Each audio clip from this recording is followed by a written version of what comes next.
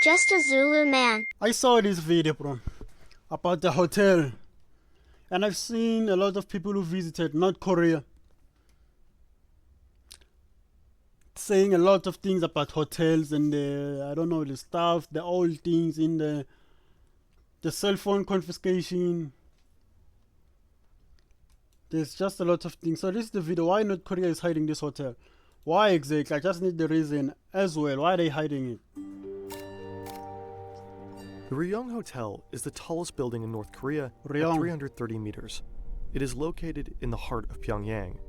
The metropolis is full of pretentious showy monuments and buildings. So North Korea has some good buildings. It's a beautiful country. It would be a great country to visit if it was more open. This pyramid overshadows it all, literally. You can still see the building from several kilometers away. It was meant to become the tallest hotel in the world and a flagship of the country. Construction started over 30 years ago. Just a few years later, a rough framework was in place. Nevertheless, the hotel has not hosted a single guest to this day. The entire building... What? Something that was meant to be a flagship, a symbol of wealth, a symbol of strength in a country, has not hosted anyone. has been empty for decades. Why? What does it look like from the inside, and will anyone ever be able to stay there?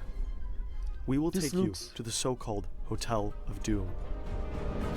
Hotel of Doom. North Korea has a strictly controlled media environment, making it hard to get reliable information. For example, when a US soldier crossed into North Korea 3 months ago, everyone was in the dark. North Korea I remember this one, bro. I don't know why the guy ran away.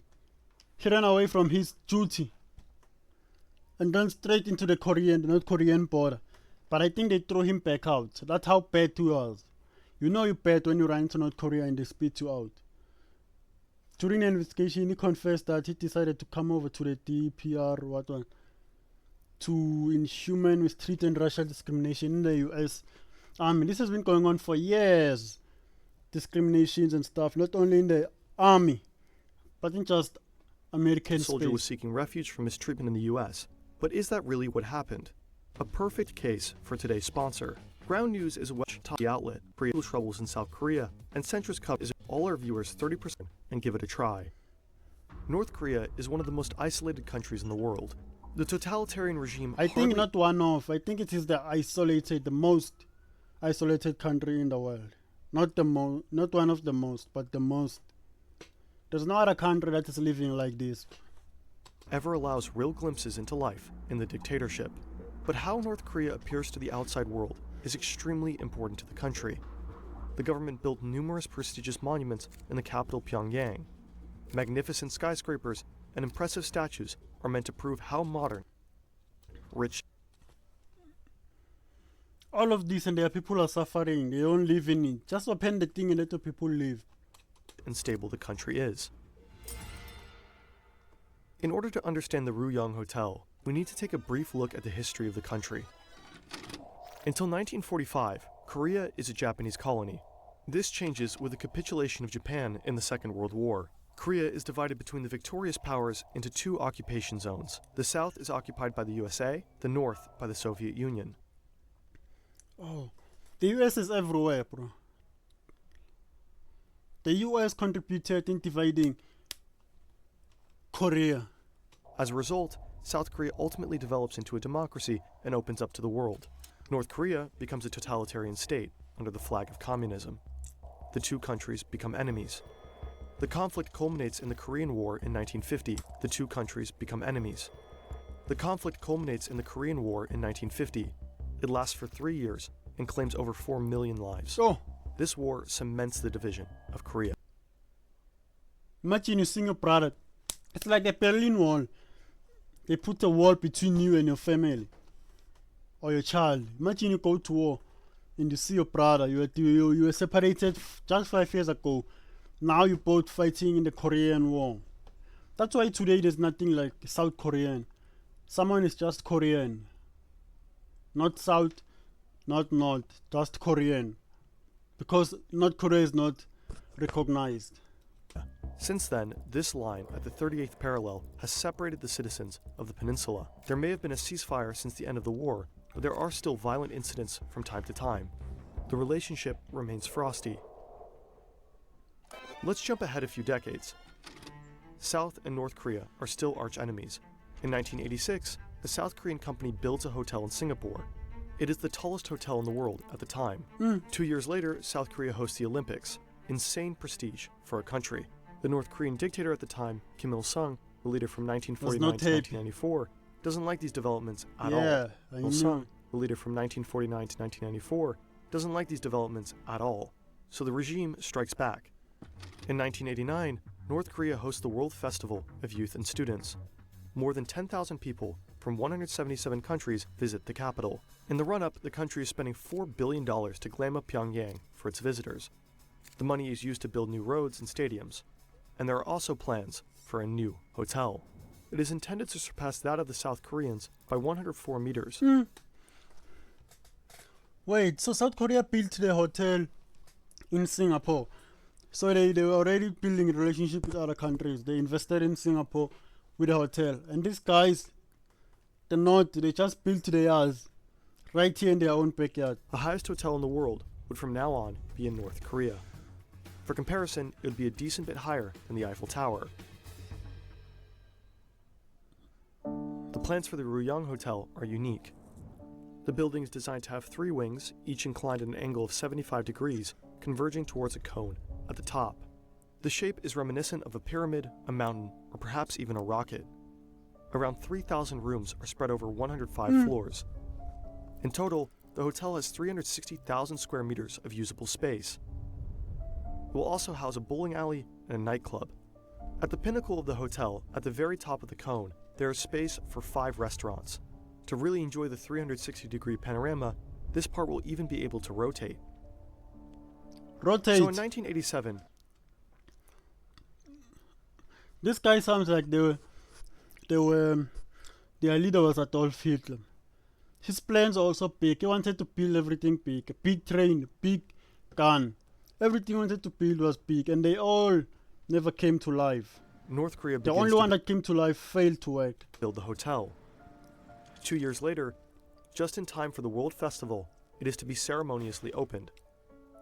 Floor after floor of the 105 stories are built. The building shell climbs higher and higher, but it soon becomes clear that an opening just 2 years after the start of the construction was a bit too ambitious. The international guests are put in other hotels instead. The date for the opening is postponed to 1992. But in 1991, the Soviet Union collapses. The Cold War is over. With the end of the USSR, North Korea loses its most important backer and supporter. A year later, the hotel has reached its 330-meter height. It now towers over everything in its vicinity. But it is far from finished. The ceremonial opening never takes place. At that time, construction has already cost $750 million. Just for one building. Imagine how much that is today. Just for a building that isn't functional. North Korea lacks the money to continue. In 1993, work is stopped completely, and for a long, long time. The once prestigious project has become the nation's eyesore. The hotel doesn't even have windows. Only the gray shell remains. A gloomy concrete colossus. On the roof, an abandoned crane rusts away for years. Meanwhile, the North Korean population suffers from dire poverty. At the same time, the country is also plunging into a severe economic crisis. A massive famine breaks out. Supply shortages, power outages, no healthcare. Kim Jong-il is now the country's new dictator. He doesn't want to show any weakness to the outside world. In many cases, he refuses urgently needed humanitarian aid for political reasons. Around the same time, the Ryugyong Hotel suddenly disappears from official photographs. What? The regime has pictures of Pyongyang partially edited before they are published.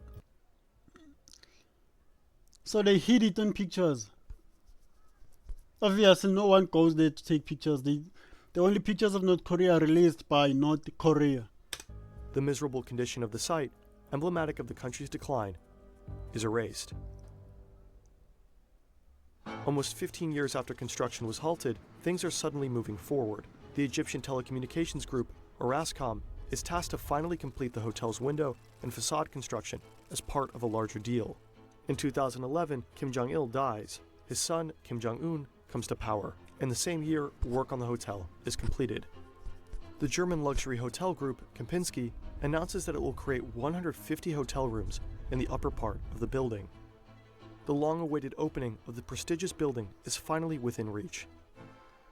But it's in vain. Okay. In vain. In 2013, Kempinski cancels the project due to heightened political tensions between North Korea and the West. To this day, the hotel has never been opened. No one is allowed to enter the building. Not a single guest has ever stayed in one of the countless planned rooms. It now carries the nickname Hotel of Doom.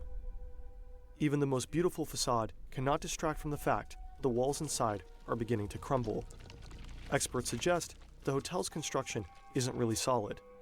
The huge mass of concrete lacks a supporting steel structure. In 2014, a similar concrete-only skyscraper collapsed in Pyongyang.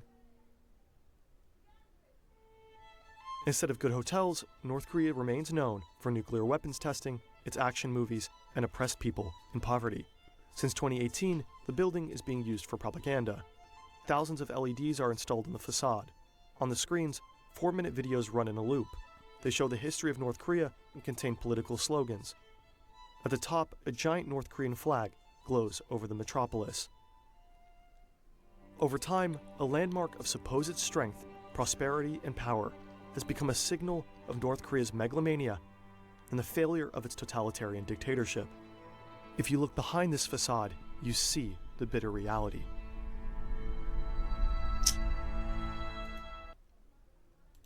Bro, I don't know how people survive in North Korea.